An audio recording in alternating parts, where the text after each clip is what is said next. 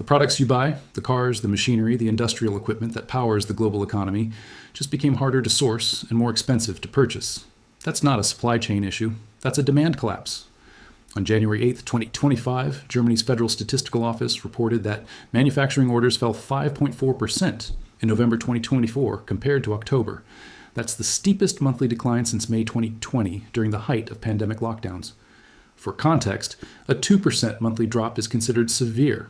A 5.4% drop in a single month outside of a global emergency signals something breaking. Year over year, German factory orders are down 10.3%, the worst contraction since the 2009 financial crisis.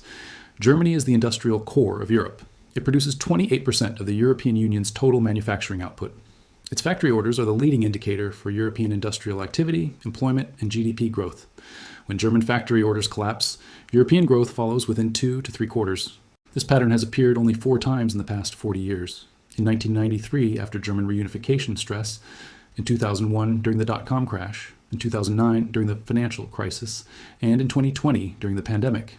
Each time, it marked the beginning of a recession, not the end of a slowdown. So here's the question. If the industrial engine of Europe is stalling while energy costs remain elevated, debt burdens are rising, and fiscal space is exhausted, what breaks first? The manufacturers, the banks that finance them, or the political structures that depend on industrial employment for stability? I'm John A.G., and this is the Collapse Files.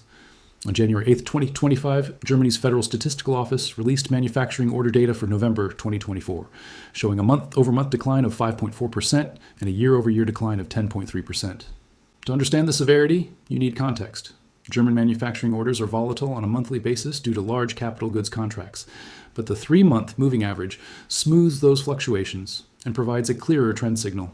The 3-month average for September through November 2024 showed a 6.8% decline compared to the prior 3-month period. That sustained decline, combined with the sharp November drop, confirms this is not statistical noise. It is a structural deterioration. Now break down the components. Domestic orders within Germany fell 4.2% month over month in November. Foreign orders fell 6.1%, with orders from the Eurozone down 7.3%, and orders from outside the Eurozone down 5.4%. The foreign order collapse is significant because German manufacturers depend on export demand. Approximately 47% of German industrial output is exported. When foreign demand falls, production falls, employment falls, and GDP contracts. The geographic breakdown reveals additional stress. Orders from China, Germany's largest trading partner outside Europe, fell 11.2% year over year. Orders from the United States fell 8.6%. Both markets are slowing, and German manufacturers are absorbing the impact. Sector-level data shows the collapse is broad-based, not concentrated in a single industry. Capital goods orders, which include machinery and equipment, fell 6.9% month over month. Intermediate goods orders, which include metals, chemicals, and components used in further manufacturing, fell 4.7%. Consumer goods orders fell 3.1%. The weakest component, capital goods, is the most concerning because it signals businesses are cutting investment. When companies stop ordering machinery and equipment, they're signaling expectations of lower future demand. That expectation becomes self-fulfilling as reduced investment leads to lower growth. Now add the automotive sector, which represents 20% of German manufacturing output. Automotive orders fell 8.4% month over month in November and are down 14.7% year over year. The decline is driven by 2 factors. Weak demand in China, where electric vehicle competition from domestic manufacturers has eroded German market share, and weak demand in Europe, where high energy costs and rising interest rates have reduced consumer purchasing power. Volkswagen, BMW, and Mercedes-Benz have all announced production cuts and layoffs in the 4th quarter of 2024. Volkswagen alone is cutting 15,000 jobs across its German plants and closing 3 facilities for the first time in its 87-year history. The timing of the collapse matters. November 2024 was not a month disrupted by strikes, natural disasters, or policy shocks. It was a normal month of economic activity. The 5.4% decline occurred during stable operating conditions, which means the cause is not temporary disruption. It is sustained demand weakness. Manufacturing PMI data corroborates this. The S&P Global Germany Manufacturing PMI for November was 42.6, indicating contraction for the 18th consecutive month. Any reading below 50 signals contraction. A reading of 42.6 signals severe contraction. The new orders subindex was 40.8, the lowest since April 2020. Finally, consider what this means for employment. German manufacturing employs approximately 7.9 million workers, representing 18% of total employment. When factory orders fall 10.3% year over year, production eventually follows. Production declines lead to layoffs, reduced hours, and hiring freezes. The unemployment rate in Germany was 3.4% in November 2024, near historic lows. But leading indicators suggest that will change. Job advertisements in manufacturing sectors fell 22% year over year in Q4 2024. Companies are not hiring, they are preparing to cut. To understand where the system is breaking, you need to understand how the German industrial model is designed to function and why it is uniquely vulnerable to the current conditions. Germany's economy is structured around high-value manufacturing for export. Unlike service-based economies like the United States or United Kingdom, Germany derives approximately 27% of GDP from manufacturing. The model depends on three pillars: cheap energy, access to global markets, and a skilled industrial workforce. All three are under stress. Start with energy. German industry historically relied on cheap natural gas from Russia via the Nord Stream pipelines. Natural gas powered industrial processes, provided feedstock for chemicals, and generated electricity. The price was stable and predictable, averaging $20 to $30 per megawatt hour from 2015 to 2020. In 2022, after the destruction of Nord Stream and the cutoff of Russian gas, prices spiked to $300 per megawatt hour. As of January 2025, prices have moderated to $80 to $100 per megawatt hour, still 3 to 4 times the historical average. German manufacturers, particularly in chemicals, steel, and aluminum, cannot compete at those prices. BASF, the world's largest chemical company, has shut down production lines in Germany and shifted operations to the United States and China, where energy is cheaper. ThyssenKrupp, Germany's largest steelmaker, is cutting production by 30% and laying off 11,000 workers. The energy shock is permanent, not temporary. Russia is not restoring gas supply. Germany is attempting to replace Russian gas with liquefied natural gas imports, but LNG is more expensive and requires infrastructure that is still being built. The price differential between German energy and US or Chinese energy has created a structural competitive disadvantage that cannot be solved with subsidies or efficiency gains. German manufacturers are relocating, not adapting. Next, consider market access. German manufacturers export 47% of output, primarily to Europe, China, and the United States. All three markets are weakening. The Eurozone is in near recession, with GDP growth of just 0.4% in Q3 2024. Demand for German machinery, vehicles, and industrial goods is falling. China's economy is slowing due to real estate sector collapse, local government debt stress, and weak consumer demand. Chinese GDP growth was 4.6% in Q4 2024, the slowest pace in decades outside of the pandemic. Chinese domestic manufacturers have also become more competitive, reducing the need for German imports. U.S. demand is slowing as the Federal Reserve maintains restrictive monetary policy and fiscal stimulus fades. The third pillar, labor, is also under stress. Germany's workforce is aging. The median age is 47 years, one of the oldest in the world. Retirements are outpacing new entrants into the labor force. The manufacturing sector, which requires skilled technical workers, is facing shortages in critical roles. Apprenticeship programs have declined, and younger workers are choosing service sector jobs over factory work. The labor shortage constrains production capacity even when demand exists. Here's who is trapped. German manufacturers are trapped between uncompetitive energy costs, weakening export demand, and rising labor costs. They cannot lower prices enough to compete with US or Chinese producers without accepting losses. They cannot cut costs by relocating production without triggering political backlash and union opposition. And they cannot wait for demand to recover because the structural factors, high energy prices, aging population, Chinese competition, are not temporary. German banks are trapped because they finance manufacturing. If factories close and manufacturers default, banks face losses. German banks hold approximately $1.2 trillion in loans to non-financial corporations, the majority of which are in manufacturing or related sectors. A wave of corporate distress would reduce bank capital and tighten credit, which would deepen the downturn. The German government is trapped by fiscal rules. Germany's debt brake, enshrined in the Constitution, limits federal borrowing to 0.35% of GDP in normal times. The rule was designed to prevent fiscal excess, but it also prevents fiscal response to crises. The government cannot borrow massively to subsidize energy costs or support failing manufacturers without suspending the debt brake, which requires a 2/3 parliamentary vote. Political opposition makes that difficult. The government is constrained at the moment it most needs flexibility. Let's quantify the scale of the collapse and what it means for the broader European economy. Start with the year-over-year decline of 10.3% in factory orders. Now examine the multiplier effect. Manufacturing is not isolated. It supports supply chains, logistics, and services. For every euro of manufacturing output, Approximately 1.60 of total economic activity is generated through direct and indirect effects. A $110 billion reduction in manufacturing output translates to a $176 billion reduction in total economic activity, or 4.3% of GDP. That is a recession. Compare current order levels to historical baselines. German factory orders in November 2024 were 14.2% below the pre-pandemic level of February 2020. That means nearly 5 years after the pandemic, German manufacturing demand is still 14% below where it was. Orders have not recovered. They have declined. The trend is structural, not cyclical. Now examine the sectoral breakdown. Capital goods orders, which represent 52% of total manufacturing orders, fell 6.9% month over month and are down 12.4% year over year. Capital goods include machinery, industrial equipment, and tools used by other manufacturers. A 12.4% decline in capital goods orders signals that businesses across Europe and globally are cutting investment. That reduction in investment reduces future productive capacity, which lowers potential GDP growth. Automotive orders, which represent 20% of manufacturing orders, are down 14.7% year over year. The German automotive sector employs 850,000 workers directly and another 2 million indirectly through suppliers and services.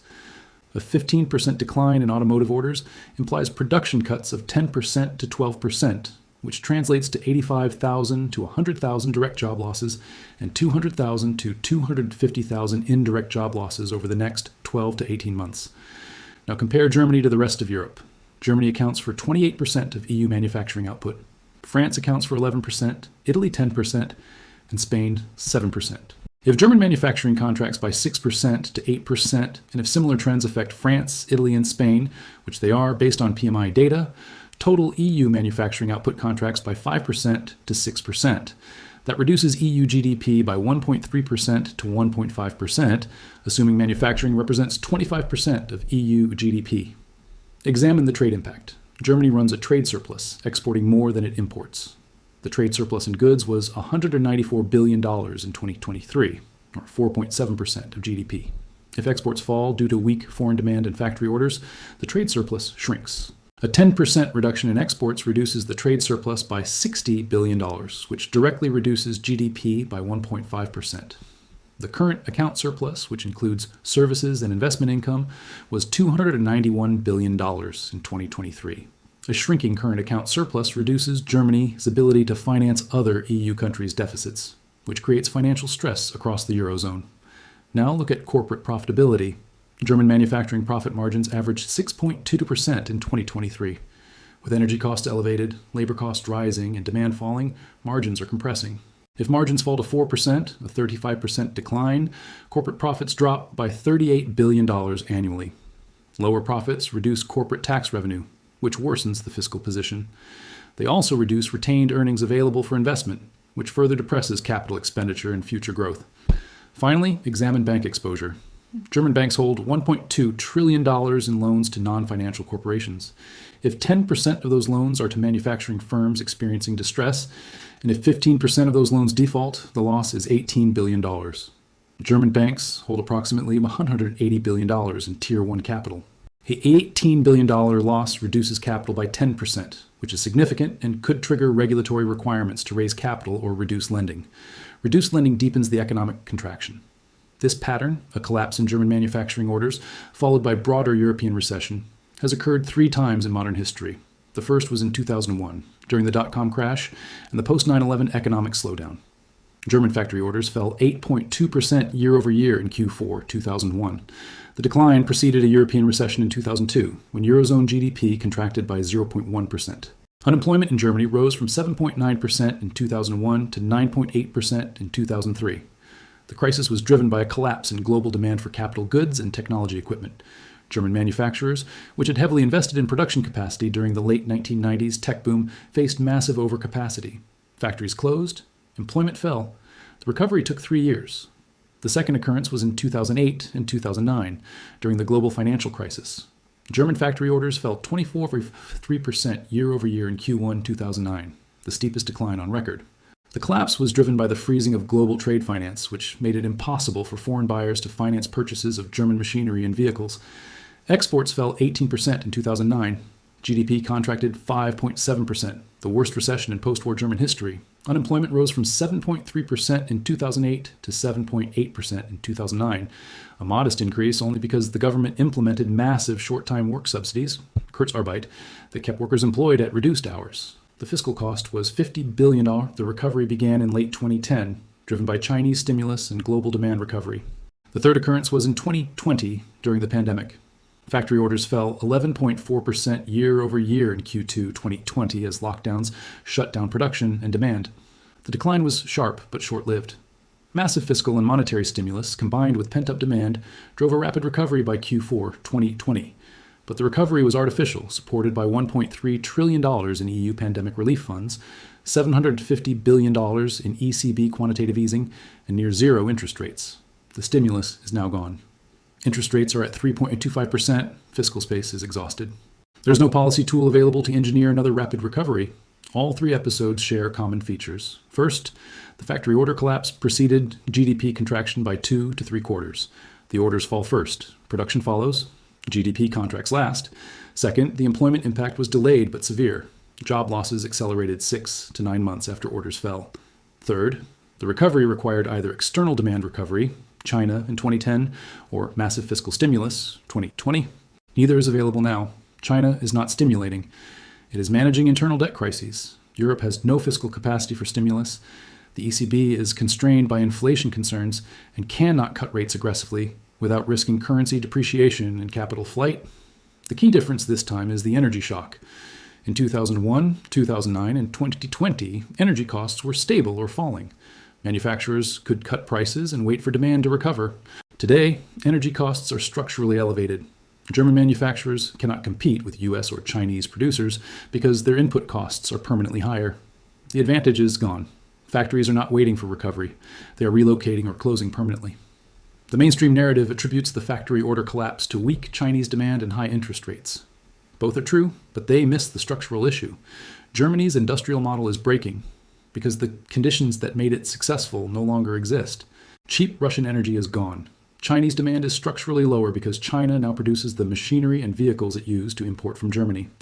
The global trading system that allowed Germany to export 47% of output is fracturing into regional blocks. None of these trends reverse. Second-order effects are already visible but underreported.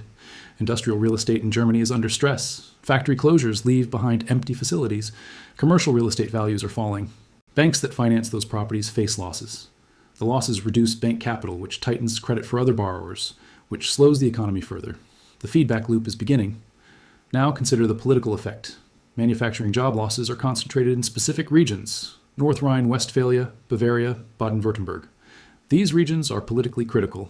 When unemployment rises, political support for the ruling coalition erodes.